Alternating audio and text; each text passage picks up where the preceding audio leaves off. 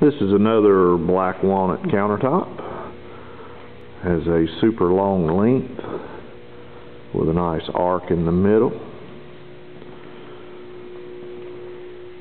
Most of our woods were solid length from one end to the other, but every now and again, like on this particular project, it is very long, and so we do what's called a splice joint, which, as you can see, is very inconspicuous,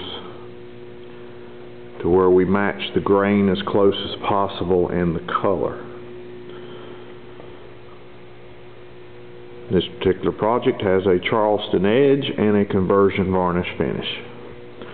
If you have any questions, give us a call, 336-983-9905.